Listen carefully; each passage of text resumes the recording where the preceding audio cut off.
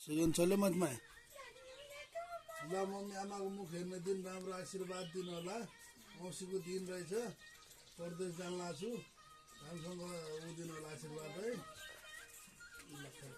फुल खाइ अहिले फुल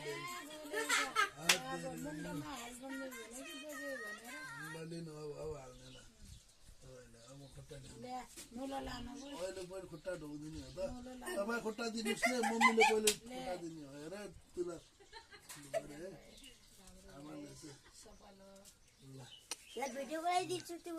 मेरो पनि त खाए त्यसलाई यता आटो जा बोजेको आटो हो मधुर देखा जन्मेको देखा ल राम्रोसँग मम्मी आशीर्वाद राम्रो दिनु होला है